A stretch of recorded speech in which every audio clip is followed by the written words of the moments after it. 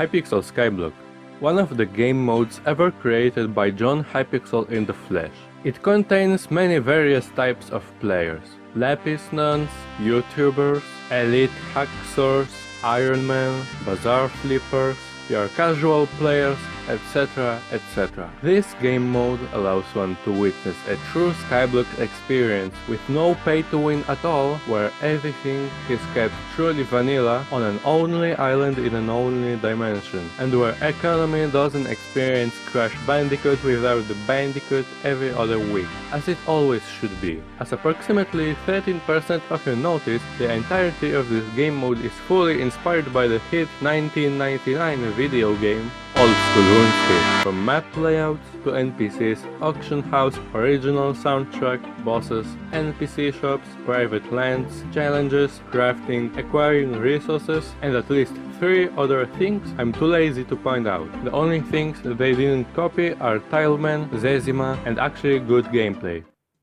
Oh, and also Ultimate Iron Man, which totally coincidentally is the main topic of this whole series. As probably 7 of you, Kalek included, may know, Iron Man mode is a DIY challenge, which forces its players to not interact with anyone except for trading, grand exchanges, and picking up other people's scrumptious loot, but it's opposite day. This, of course, would be a pretty difficult and fun challenge, of course, if it was in runes, if the players would be prohibited from storing their precious valuables inside anything other than their ass pockets, which mega coincidentally is a literal definition of Ultimate Iron Man challenge, which I have carefully manufactured for the sole purpose of waiting for my RuneScape Iron Man character to finish leveling up his fishing skill. For making sure I don't break any conceivable type of UIM law, I have written a set of rules every Hypixel SkyBlock Ultimate Iron Man should follow. 1. Thou shalt not store their belongings in a container such as bank vault, ender chest on private island, potion and accessory bag, quiver, wardrobe, backpack, sack of sacks, and any other type of container that is not one's own inventory, except for various compact, foraging, mining, husbandry, etc. sacks. 2.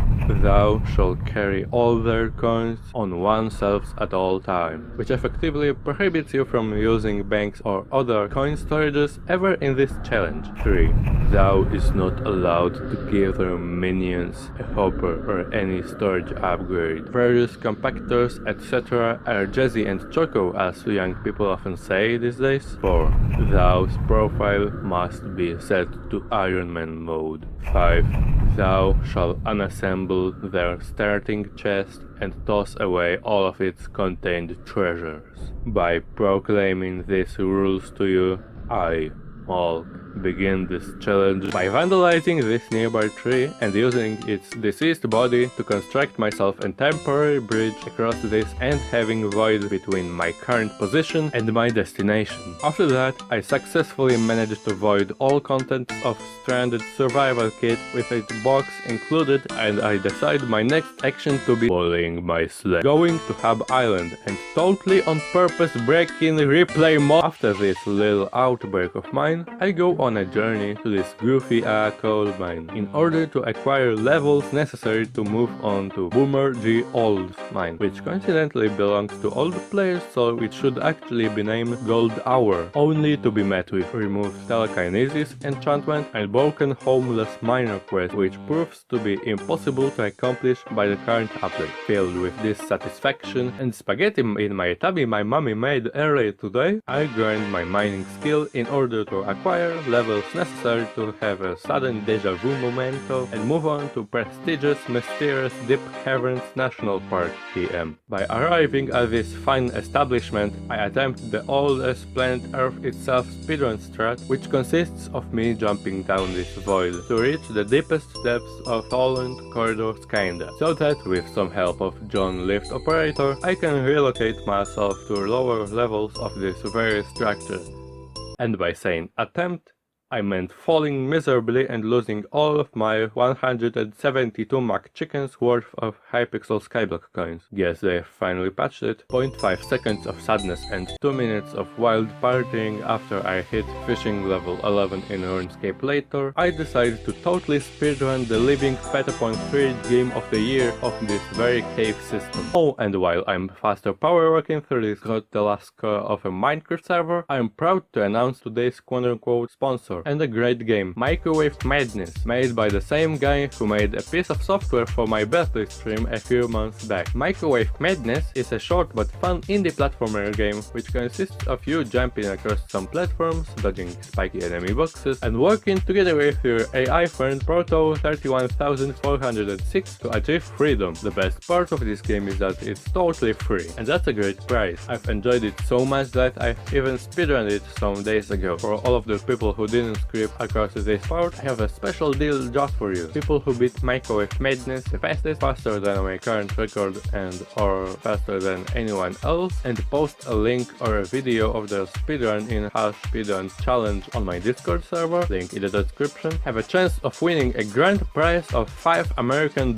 This is not a sponsored sponsorship nor a sponsored competition, as all the contest money is going directly from my own pocket. But remember, to submit your runs, you have time until September 15th. Results will be announced on September 18th. So download Microwave Madness today from a link in the description, and let's get back to the video. After approximately 1 million Earth's full rotation around the sun worth of seconds later, and failing to grab this here ladder, I have finally reached the rich in resources diamond reserve. I was quick to grab my axe with the head of a pick and digging in the precious crushed coal chunks, also known as diamonds, for the purpose of upgrading my current peasant tier gear and outfit, or rather a lack of it, to a shiny diamond mail, pantaloons, inverted minecart, and a pair of flipped AirPods. The rest was smithed into a brand new mining thing, elongated hammer, and a sword, which I will be quick to sell to buy a better, shinier, expensive one from a weaponsmith NPC down in Lambridge.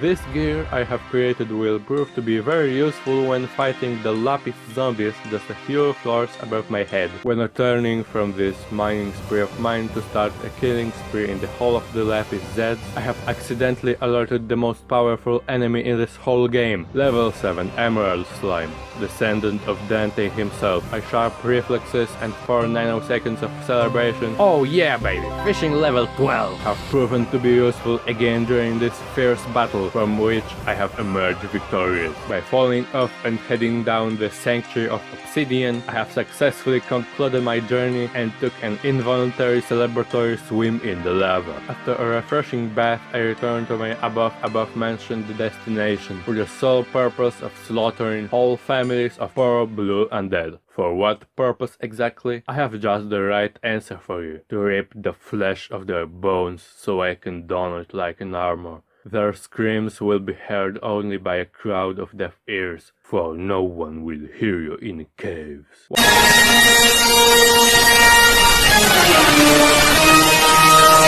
One replay mode stroke later, I return to my island for a purpose which I have forgotten, just to rapidly teleport back to Drano village farm to farm wheat so I can level up my— Whoa, why would you even start leveling up your farming skill when you haven't even finished getting the lapis armor? Well, that's not very dumb of you, because by leveling up my farming skill, I gain access to the farming island, which houses many unimportant distractions and nothing else.